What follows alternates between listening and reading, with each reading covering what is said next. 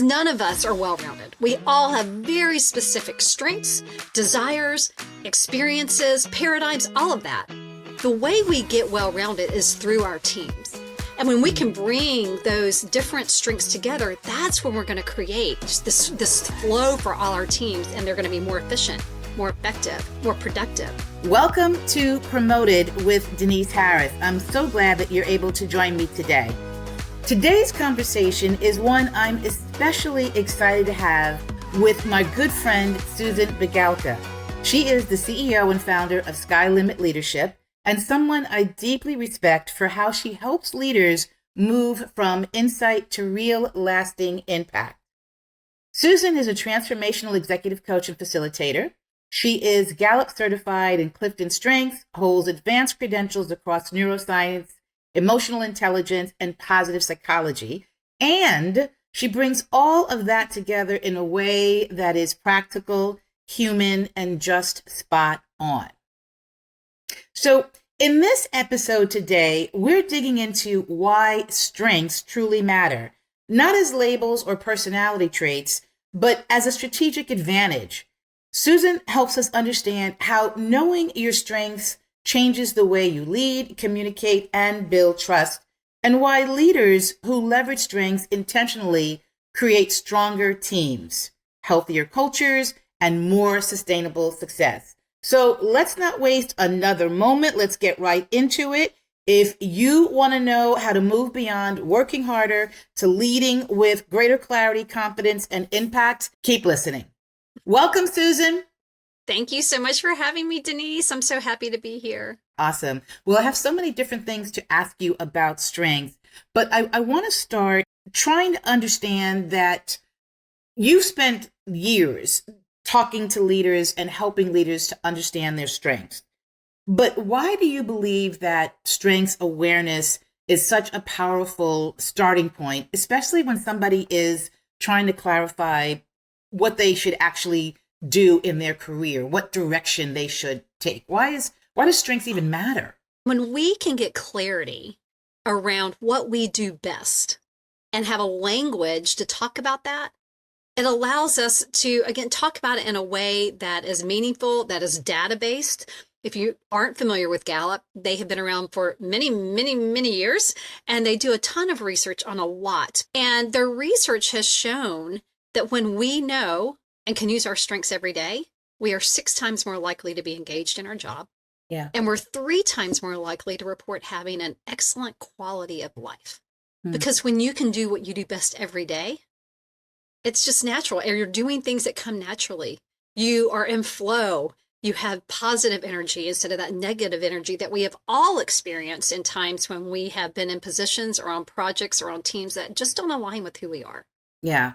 So, but I guess really understanding like what I'm good at, is the focus, right? I mean, and once I know what I'm good at, like it may make sense in terms of, how I have conversations, how I relate to other individuals, how they may relate to me. And Absolutely. So I think it's even a plus when you have the opportunity to know somebody else's strengths as well. Absolutely. A lot of women sort of reach this point where they're successful, but still feel unclear about their very next move. How does understanding your strengths shift the question from what role should I pursue to how do I want to lead and contribute? So let's say, for example, I'm somebody who has very strong relationship skills. I've got, a talent for identifying, potential talent in others. I'm good with data and analytics. How do I use that knowledge to advocate for myself? Is there a way to sort of articulate, like, not that I have to go bragging about all the things that I'm good at, but how do I use that, especially like in performance conversations or like maybe even discussions that I may be having with my leader about the next level, the next opportunity for me? Yeah, I want to touch on something you said. You mentioned, I think you said bragging. Was that a word you used? Yes, and I did. feel like, especially as women, we tend to not brag about ourselves. We don't want to be seen as boastful. And that may be a whole other podcast. Yeah, For maybe. purposes of strengths, Knowing your strengths. When you take the Clifton Strengths assessment, you will get a report, a 25-page report that gives you a lot of information. It's a lot to digest, but it also gives you some verbiage to talk about very matter-of-factly and data-based on what will you bring to the world, the impact that you can have. For example, you mentioned analytical. Let's say I am going for a new job interview, or I want to be on a project that is filled with, it's a lot of analytical tasks that will have to go on there. I can say my strengths allow me to process data in a way that I can see secondary and tertiary impacts on that. Yeah.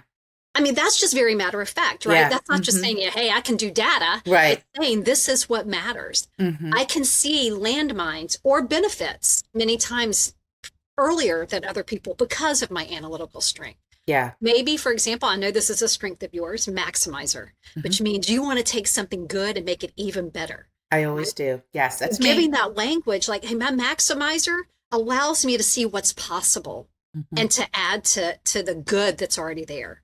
So I can make things better because of that strength. Yeah. And you can see when using that language, that matter of fact language, that data-based, because you've seen your report, that data-based language, it's much easier to talk in that way if you are concerned about appearing boastful, arrogant, whatever. And again, I think that's a challenge that women leaders face all the time. Yeah. So this gives you a tool to make that fact-based, data-based, and to have those conversations. I agree. I think it gives you more insight into how you can make contributions. Yeah. Right. I mean, because you know where your strengths are. And to your point earlier, it allows you to have some conversation about how my strengths align to whatever the objectives or the goals are of this particular opportunity or this particular promotion. Right. I mean, how do I have conversation around it with those who matter? Yeah. I do embrace the strengths mindset because it is important that we align that with what we do and that we are able to do what we do best every day to be the most successful leader that we can be, or employee that we can be. I think it makes a huge difference. There's no doubt. And this is a really good segue, Susan. Let's talk a little bit about teams. What changes when a team moves from operating as, let's say, a group of talented people who just happen to be together to a group that understands each other and leverages collectively each other's strength? What's the shift that is possible? Yeah, that's a great question. And I want to start by answering that question with a personal story. Okay. I worked on a team years ago of 5 people. We were all strengths coaches, luckily. One woman in particular on my team, she had 2 strengths that were very low for me. So she had futuristic and ideation very high. And it used to be that when I didn't know, we weren't privy to this information about each other. Once I got that information and I would find myself stuck in a situation and like couldn't get out of, I can't think of a way out of this.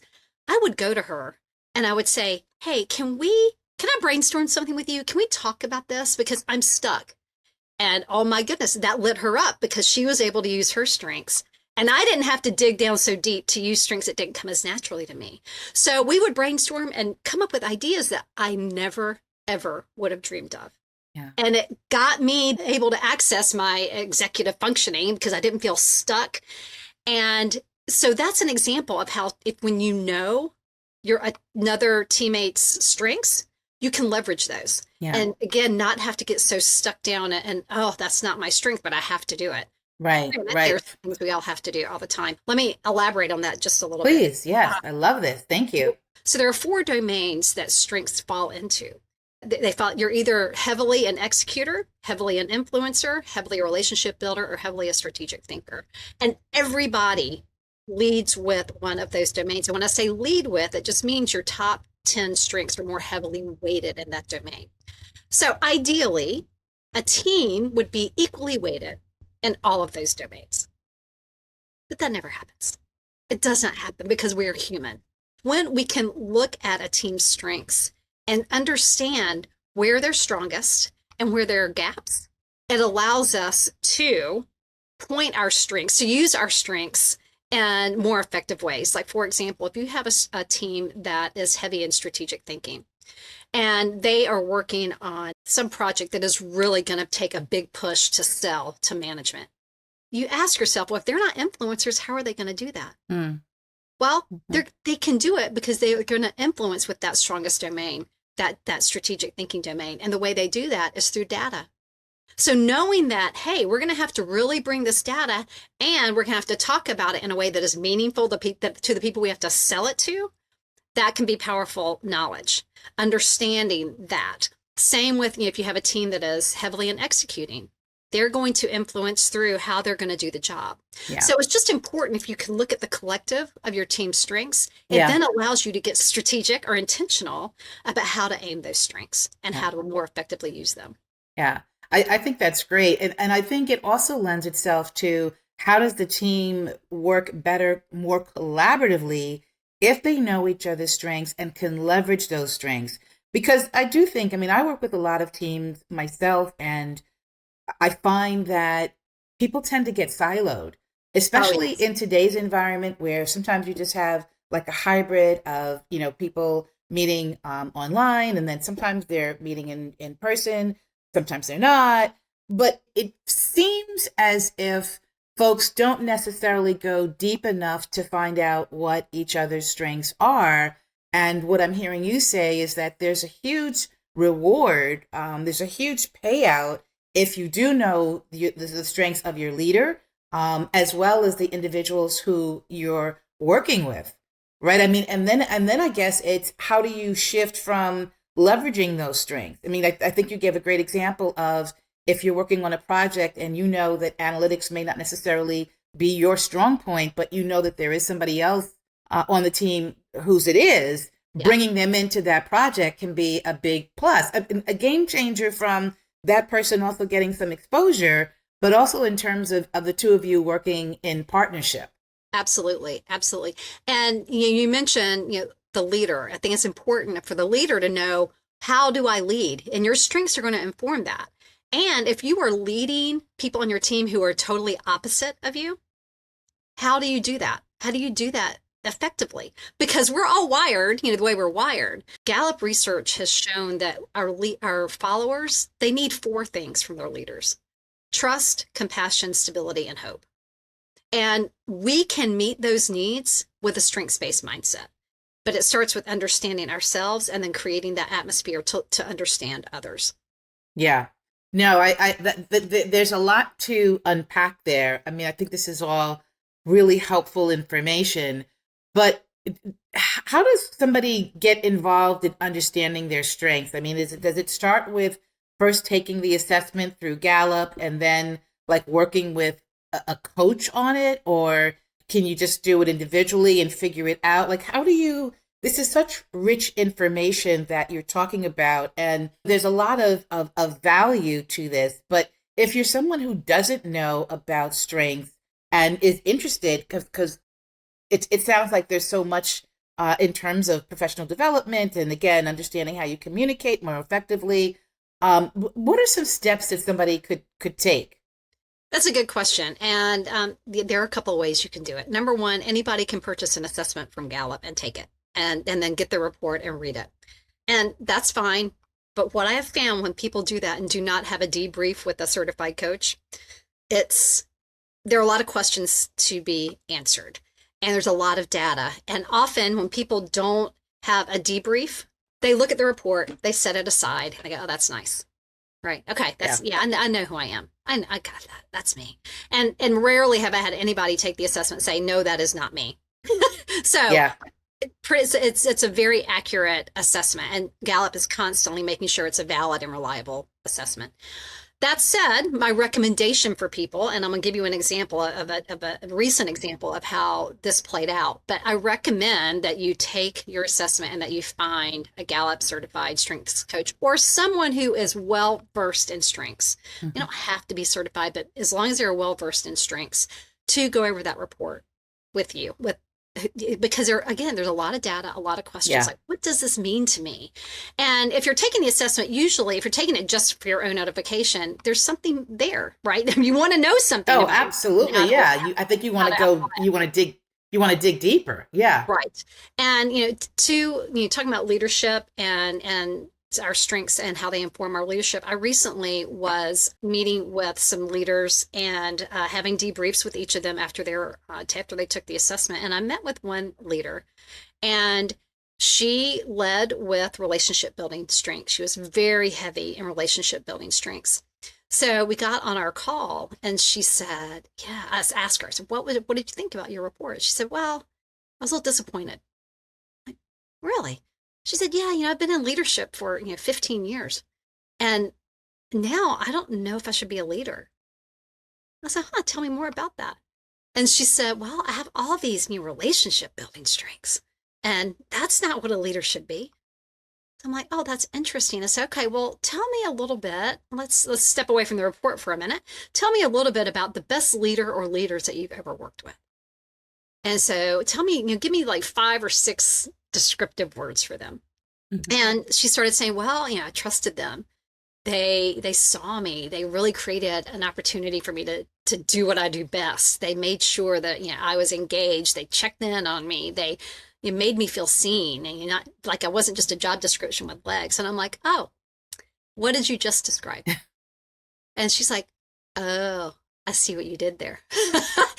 I want to point out, strengths is not what we do, it's how we do it. So she was very concerned. She had this picture in her brain of, a leader is like, really just command, control, all of that.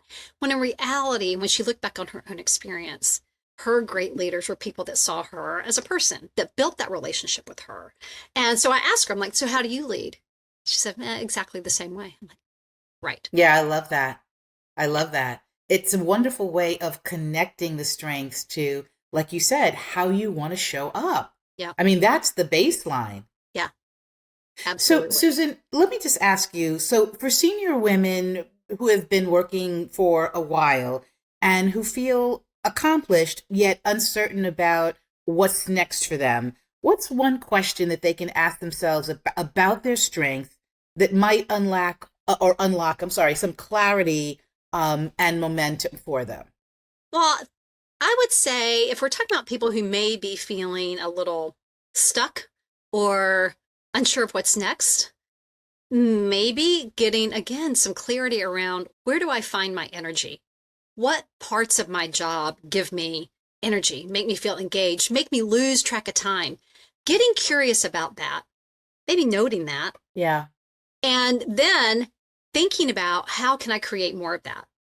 How can I create more of that? And it might be, Denise, that in their current role, there are opportunities for that. Like, they can make requests based on that strengths knowledge and that curiosity about, where do I feel, the most engaged and the happiest and have the most energy?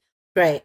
It might also be, though, that, wow, maybe I need this. This is not meeting my strengths needs anymore. Yeah. What do I need to look for next? Yeah. And how do I create a job or opportunities where I can use more of my strengths? Yeah, absolutely. I mean, especially now that you have that knowledge. Right. Right. I mean, now it becomes a tool. Susan, I wonder, do the strengths change? I mean, if you start off with being, let's say, high in relationship and high in identifying potential in people, like we talked about before, like if I take the strengths assessment 2 years from now or 5 years from now, or even if I change positions from one organization to the next, do the strengths move around? I know there's a total of 34. Do they start moving, or do they remain the same? That's a really great question. What Gallup has found in their research, and remember, 37 million people globally have taken the assessment, right? So what Gallup has found in their research is that strengths typically do not change with retakes, typically, because we always have outliers. What we do see, what Gallup research shows, is that we will use our top 10 to 12 strengths every day. Okay, so 10 to 12 that's where we are in flow and we're at our best. What they have found with retakes is you may see some movement in 1 through 10, like you may see 8 go to 5, 5 go to 3, 3 drop to 7. Okay. We do not typically see your top strengths go to the bottom and the bottom go to the top. So Gallup, therefore, does not recommend retakes, because we have seen with many, many people who have retaken, there's not a huge change in their strengths. Yeah. I will say this, though, and there's a little caveat. If you have had like major life events or trauma and you retake, you may see more movement in those strengths. Okay. So that's Yeah. why I say typically. Also, let me say this. Remember, I said strengths is not what you do, it's how you do it. Mm-hmm. Yeah.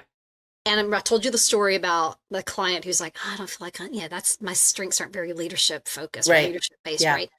Sometimes people think, well, I should have these strengths in this role. I should be, higher with command. I should be higher with strategic, whatever the case may be. But again, what we find, it's not what you do, it's how you do it. So if we see a lot of changes in a retake and there have not been major life events or trauma, it leads me to get a little curious. Is someone manipulating the assessment because they are trying to make sure they have the strengths that they think they Yeah. should have, right? Yeah. Because you should always answer the questions really authentically. And I know whatever comes top of mind, that's the way that you should respond, whatever your first thought is about the question. Absolutely. And the assessment is designed to really encourage that. If someone takes the assessment, they would need to know they need to set aside about 45 minutes to take it. You do have to Okay. respond to about 200 questions. So it's a lot of information. Yeah. A But lot of data. when you're replying to each item or responding to each item, Gallup gives you 20 seconds to do that because they Okay. want you to go with your gut. So it's Right. They don't time. want you to Okay. overthink it. Yeah. And then if for some reason you're like, oh, I can't decide and you don't answer, it just automatically moves you to the next item. So don't fret. It's okay if you miss one or two or three or four. Yeah. It's fine. But they have designed the assessments to kind of get rid of that overthinking and not allowing people to go, oh, I Yeah. should be this, I should be that. And can I say one other, give you one Sure. other Please story do. about strengths isn't what you do, or what you do, it's how you do it. I was teaching a class one time and with some leaders from organizations all across the country, and I said that to someone. I'm like, there's no perfect leadership strengths DNA. There's no perfect strengths DNA for an attorney or an economist or a truck driver or whatever. There's not. And she didn't believe me. So she goes, I went back and these are a bunch of leaders. So she went back and had everyone on her team take the assessment, Oh, wow. wanting to really prove me wrong. Say, no, there's a certain strengths profile we have for, this job. And she found that everybody had different strengths and there was no pattern for what makes a great, economist, attorney, whatever. And it's important to note that Gallup research has shown that for the chance that someone would have your same 34 in the same order, that chance is 1 in 33 million. Wow. That's incredible. And That yeah, alone it is really really, is yeah. we call it your strengths DNA or your strengths Hmm. fingerprint, Yeah. because we are all very unique individuals. You asked about teams earlier, and I want to just connect this back to that. We often hear stories of well-rounded people, right? Oh, Denise, she's so well-rounded. Well, that's a fallacy because none of us are well-rounded. We all have very specific strengths, desires, experiences, paradigms, all of that. The way we get well-rounded is through our teams. And when we Mhm. can bring those different strengths together, that's when we're going to create just this flow for all our teams, and they're going to be more efficient, more effective, more productive. You're going to see fewer sick days, fewer absentee days. Backed and 70 years of Gallup research. Yeah, there's a tremendous amount of evidence. And not just that, you and I both use strengths when we're facilitating leadership advances. We use strengths with our individual clients. We use them with strength with groups.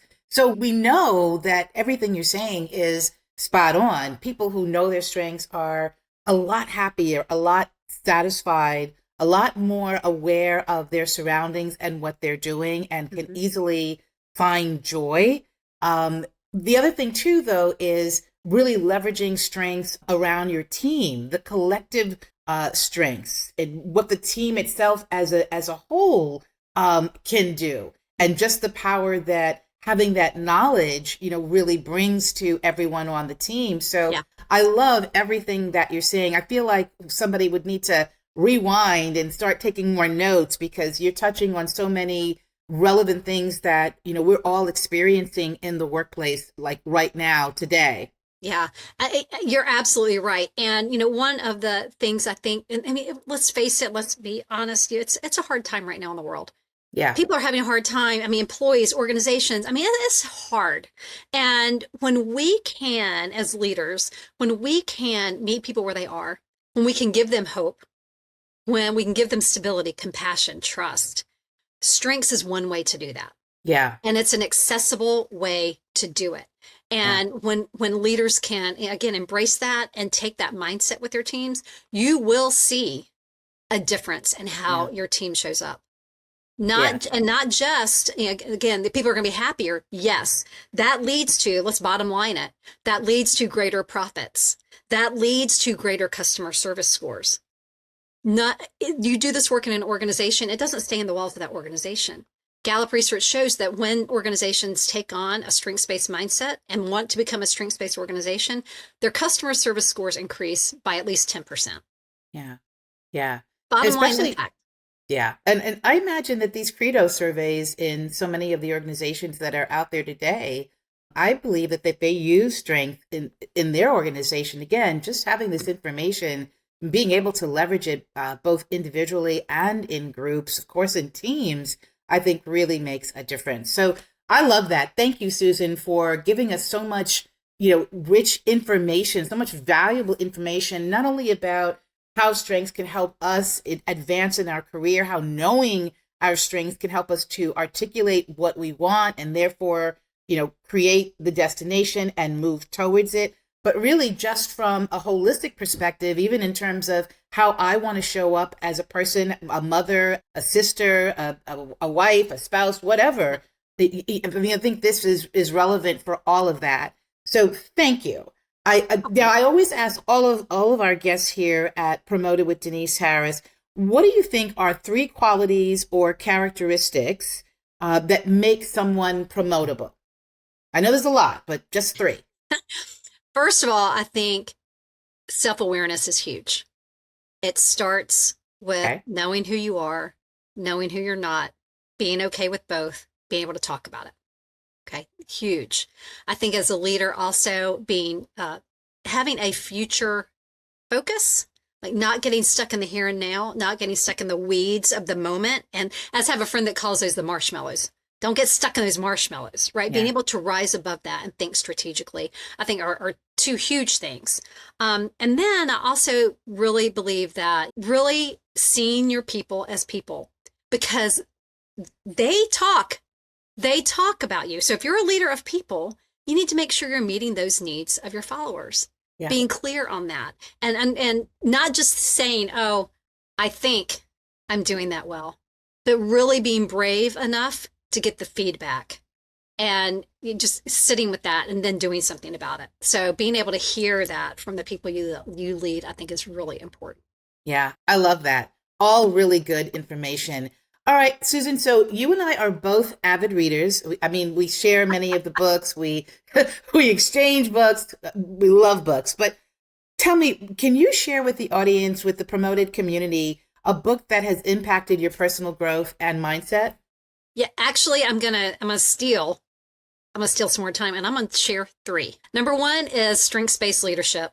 It is a book all about how to lead from your strengths. There's a lot of qualitative data, really good stories, and I think it gives you real life examples of the different strengths can make in organizations. Second, it's a book by Liz Wiseman called Multipliers. Oh, I love that one. Yeah. She's amazing. Yeah. And the book isn't specifically about strengths, but she talks about, are you a multiplier as a leader, or are you a diminisher? That's a good one. Yeah. And when we can have a strengths-based mindset, we are more likely to fall into the multiplier side of that. So that's an excellent book. That is. And the 3rd book I would recommend is Trust and Inspire by Stephen M. R. Covey. Okay. And he talks in that book about how the command and control way of leading is really a thing of the past. If you want to get the most out of your leaders, you need to create an atmosphere where there's trust and you're inspiring them. And he gives some very actionable ways to make that happen. So those are the 3 I would recommend. Yeah, Trust and Inspire. That's a really, all 3 are excellent. Well, thank you so much, Susan, for joining us today. I think our listeners really got a lot out of this conversation about strength. I hope people decide to take the strengths assessment. If anyone wants to get in touch with you, what's the best way to reach you? You can email me at sbegalka, Begalka, at SkyLimitLeadership.com. Excellent. Wonderful. Well, I hope that you will be a friend of the Promoted with Denise Harris show and come on and join us from time to time and talk about strengths and update us on any of the new things that are available, or any new concepts, any new trends that you see are effective. You're always welcome to come back on the show. Oh, Denise, thank you so much. I appreciate the opportunity, and it's always a joy to see you. Well, thank you. Thank you. I hope you guys have enjoyed the show today. Thank you so much for tuning in. This is Denise Harris with Promoted with Denise Harris, and I will talk with you soon.